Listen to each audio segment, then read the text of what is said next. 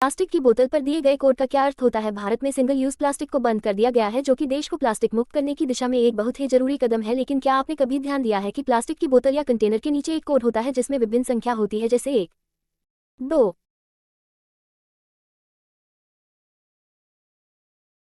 इत्यादि। क्या आप जानते हैं कि इस कोड का क्या अर्थ होता है? प्लास्टिक से बने सामान को कब तक इस्तेमाल करना चाहिए? किस प्रकार के प्लास्टिक के पदार्थ को उपयोग में लाना चाहिए? आजकल प्लास्टिक का उपयोग हर जगह हो रहा है, विशेष रूप से पानी को स्टोर करने के लिए प्लास्टिक की बोतलों का उपयोग और पुनः उपयोग करना भारतीय परिवारों में काफी सामान्य है। 1 या 2 लीटर की पेप्सी, कोक,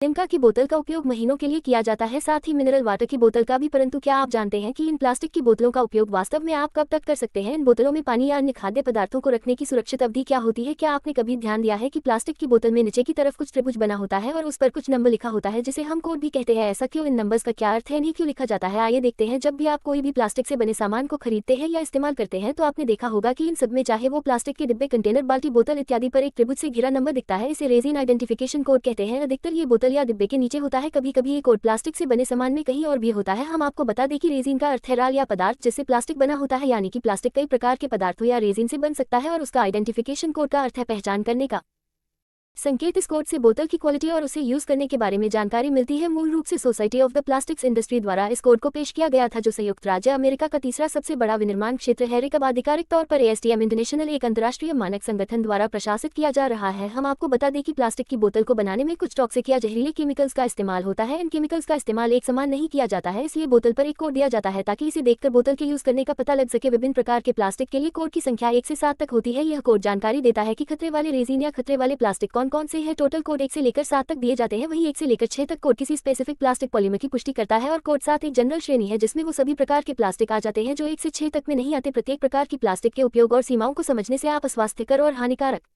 प्लास्टिक से दूर रह सकते हैं, जो लंबे समय तक किसी भी तरह की गंभीर क्षति का कारण बन सकती है। कोड 1 यह प्लास्टिक की सबसे आम प्रकार है जिसे आप औसत पेय की बोतलों के रूप में इस्तेमाल करते हैं, जैसे कि कोल्ड ड्रिंक की बोतल, जार, ओवन, ट्रे, डिटर्जेंट और क्लीनर कंटेनर इत्यादि। इसके अलावा liquid crystal display, guitar, piano वगैरह की फिनिशर के लिए भी इस प्लास्टिक पॉलीमर का उपयोग होता है। पेट छिद्रपूर्ण बैक्टीरिया और अवशिष्ट पदार्थों को इकट्ठा करने की प्रवृत्ति वाला होता है, जिसका अर्थ है कि इस प्लास्टिक का लंबे समय तक उपयोग करना हानिकारक हो सकता है। यदि लंबे समय तक इन कंटेनर्स में कोई द्रव रखा जाए तो एंटीमनी नाम का एक पदार्थ रिसने लगता है। यह तब ज्यादा रिसता है जब इन कंटेनर्स को किसी गर्म या बंद जगह में रखा जाए। पेट को अपेक्षाकृत सुरक्षित सिंगल यूज या यूज एंड थ्रो प्लास्टिक माना गया है और इसका रिसाव खतरनाक साबित हो सकता है, इसलिए केवल एक बार ही इसका इस्तेमाल करें और गर्म जगह से दूर रखें। कोड 2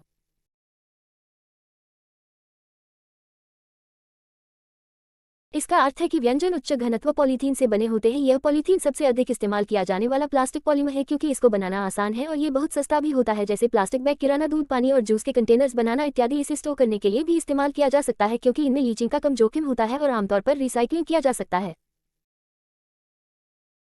कुछ अध्ययनों से यह पता चला है कि यह प्लास्टिक हार्मोनल समस्या पैदा करने वाला पदार्थ जैसे नोनिलफेनॉल स्रावित कर सकता है, विशेषकर सूरज की रोशनी में। कोड 3 ये प्लास्टिक पॉलीविनाइल क्लोराइड से बना होता है। हम में से अधिकांश पीवीसी पाइप, जो कि प्लम्बिंग और अन्य ऐसे उद्देश्यों के लिए उपयोग की जाने वाली ट्यूबों से काफी परिचित हैं। पीवीसी काफी कठिन और रफ होती है। इसे खाने के सामान को पकाने या उन्हें स्टोर करने के लिए अत्यधिक खतरनाक माना जाता है। खतरनाक होने के बावजूद इसका इस्तेमाल खिलौनों, शैम्पू की बोतलों, माउथ वॉश की बोतलों, डिटर्जेंट और क्लीनर की बोतलों, खून की बोतलों, खिड़की के फ्रेम वगैरह में किया जा रहा है। हम आपको बता दें कि इस प्लास्टिक का उत्पादन करने के लिए इस्तेमाल किए जाने वाले फाथिलेट्स हार्मोनल विकास को रोक सकते हैं और अन्य गंभीर समस्याएं पैदा कर सकते हैं। कोड 4 ये कम घनत्व वाले पॉलीथीन से बने उत्पाद होते हैं। इस प्रकार का प्लास्टिक आमतौर पर विभिन्न फिल्मों, पैकेजों, खाद्य और दवा उत्पादों की पैकेजिंग के निर्माण के लिए इस्तेमाल किया जाता है। LDPE की रासायनिक संरचना इनको अधिक फ्लेक्सिबल और अधिक पतला बनाने में मदद करती है, इसलिए ब्रेड, किराना, अखबारों आदि में इसकी पतली फिल्म का उपयोग किया जाता है। हालांकि इस तरह के प्लास्टिक को नियमित भंडारण के उपयोग के लिए व्यापक रूप से सुरक्षित माना गया है, लेकिन इसे आमतौर पर रिसाइक्लिंग के लिए इस्तेमाल नहीं किया जाता है। रेजिन आइडेंटिफिकेशन कोड 2 की ही तरह अपेक्षाकृत स्थिर होने के नाते यह आमतौर पर भोजन और द्रव के कंटेनर के रूप में एक सुरक्षित प्लास्टिक माना गया है। हालांकि कुछ अध्ययनों से यह पता चला है कि यह हार्मोनल समस्या पैदा करने वाला पदार्थ नोनिलफेनॉल स्रावित कर सकता है, विशेषकर सूरज की रोशनी में। कोड 5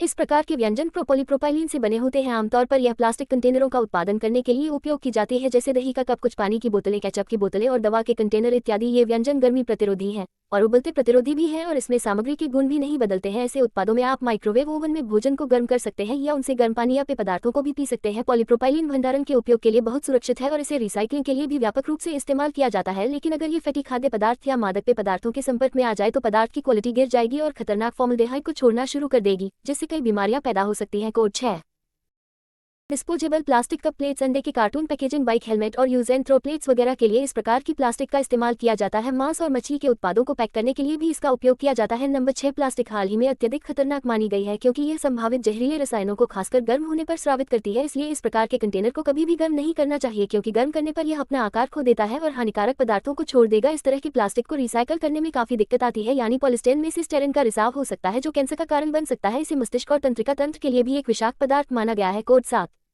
इस श्रेणी में ऊपर दिए गए जैसे कोई स्पेशल प्रकार का पदार्थ नहीं आता है, बल्कि इस प्रकार के प्लास्टिक में बचे हुए सारे प्लास्टिक्स आ जाते हैं या फिर कुछ नए खोजे गए प्लास्टिक। इस प्रकार वाले प्लास्टिक में कभी कभी पीसीबी लिखा होता है जिसका अर्थ है पॉलीकार्बोनेट बिस्फेनॉल बीपीए का स्राव करता है जो कि कैंसर के खतरे सहित कई प्रतिकूल स्वास्थ्य प्रभावों को बढ़ा सकता है। कहा जाता है कि इस तरह के प्लास्टिक को अपने रिस्क पर इस्तेमाल करना चाहिए और खाद्य पदार्थों को स्टोर करने के लिए इसका इस्तेमाल नहीं करना चाहिए। तो अब आपको ज्ञात हो गया होगा कि अगर किसी प्लास्टिक पर संख्या 2, 4 और 5 में से कोई है तो वह प्लास्टिक अन्य प्लास्टिक्स के मुकाबले ठीक है।